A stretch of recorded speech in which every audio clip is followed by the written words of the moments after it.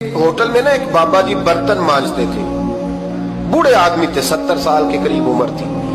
उनका एक बेटा था, एक बहू थी, एक पोता था, लेकिन वो बेचारे बेटा बीमार रहता था तो लिहाजा वो खुद मजदूरी करते।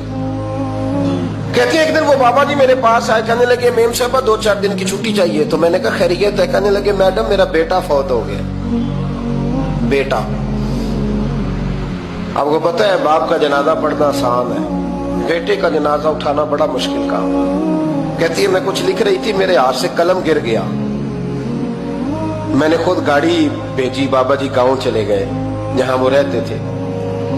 कहती 2-3 दिन के बाद मैं और मेरा शौहर गए तो रास्ते में हम बातें कर रहे थे कि क्या ताज़ियत करेंगे। एक ही बेटा था, कोई रिश्तेदार भी नहीं, तो उसकी तो कायनात उजड़ गई। किन लफ्जों से उसे ताज़ियत क्या कहेंगे।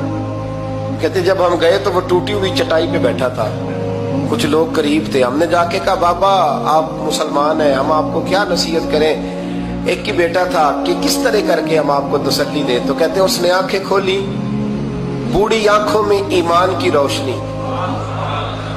कहने लगा बीबी क्या ताज़ियत की बात करती हो, मैंने को पैसे जमा करा के बेटा लिया था, खुदा ने फजल से दिया था, अदल से ले गया है। मैं अपने रब के फैसले में बड़ा राजी हूं। अल्लाहु अकबर।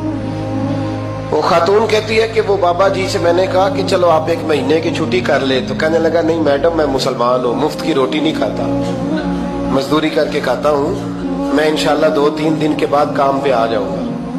कहती वो चंद दिनों के बाद आ गया। अल्लाह की कुदरत के अभी 2-3 माह गुजरे थे, फिर आया। मैडम छुट्टी चाहिए कुछ दिनों की। मैंने कहा खैरियत है? कहने लगे वो मेरी बहू भी हार्ट अटैक से फौत हो गई।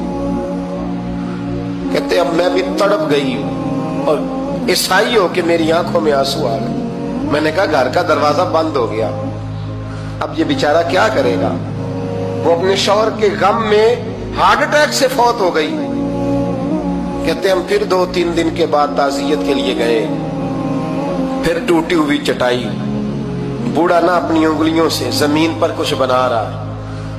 कहते करीब गई और मैंने जाके कहा बाबा अब तो तसल्ली आपने खुद ही करनी है, जो निजाम था वो तो हो गया। तो कहते हैं फिर उसने आंखें खोली, आसमान की तरफ देखा तो कहने लगा बेटी कोई परेशानी नहीं, मेरा बेटा बगैर शादी के भी तो फौत हो ही सकता था ना। बस मेरे मालिक ने जब चाहा जैसे चाह हुआ। मैं इंशाल्लाह 2-4 दिन के बाद काम पे आऊंगा। ये मेरा 3-4-5 साल का पोता है, अभी स्कूल दाखिल हुआ है, मैं साथ ले आऊंगा। वहां मेरे साथ ऊपर क्वार्टर में जहां मैं रहता हूँ ये भी रहेगा। कभी कभी मैं देखती छत पे खड़े होके कि दादा घोड़ा बना हुआ है और पोता सवारी कर रहा है। वो सवेरे उठता, उसको स्कूल छोड़ के आता, शाम को लेके आता, प्यार करता, मोहब्बत करता। तीसरी मंजिल पर हमने क्वार्टर दिया हुआ था, वहां दादा पोता रहते। अल्लाह तू बड़ा बेनियाज है। कहती है इकबाल एक दिन ना पोता ऊपर वाली मंजिल पे खेल रहा था, उसका पैर फिसला, वो गर्दन के बल जमीन पे गिरा। मुझे खबर हुई तो मैं दौड़ी, एम्बुलेंस मंगाई।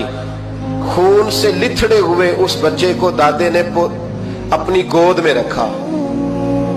और जब हम अस्पताल की तरफ गए तो हॉस्पिटल बाद में आया, जनाबे इजराइल पहले आ गए और कहते वो गोद में दम तोड़ गया। फिर दादे ने उसे अपने हाथों से गुस्ल दिया, फिर उसने अपने बूढ़े हाथों से कब्र खोदी और फिर मिट्टी डाल के कहने लगा इन्ना लिल्लाहि व इन्ना इलैहि राजिऊन। जे सोना ही मेरे दुख विच राजी, जे सोना ही मेरे दुख विच राजी। फिर सुख नु चुल्ले डावा। कहती वो मिट्टी डाली उसने और जब वो वापस पलटा तो मैं बाजू से थाम के होटल करीब लाई और मैंने उसके करीब कहा कि बाबा तू टूट गया है, तू बिखर गया है। तो कहते यूं उसने हाथ रखे और यूं आंसू छटक दिए। कहने लगा मैडम क्यों क्यों, मेरे अंदर कोई अकीदा नहीं, मैं कोई लवारस हूं, मेरा कोई रब नहीं, मैं क्यों परेशान रहूंगा, मैं तो पका हुआ फालू। थोड़े दिन गुजरेंगे कब्र में जाऊंगा और जब जन्नत में जाऊंगा तो अल्लाह मेरी बेटे से भी मुलाकात कराएगा, मेरे पोते से भी मुलाकात कराएगा, मेरा रब सारी मुलाकातें करा देगा। मैं अपने अल्लाह की रजा पे बड़ा राजी हूं। वो खातून कहती है मेरा और मेरे शौहर का कलेजा फटने लगा। मैंने कहा बाबा ये जज्बा कहां से मिलता है, ये सुकून कहां से आता है। یہ کیفیت کیسے ملتی ہے؟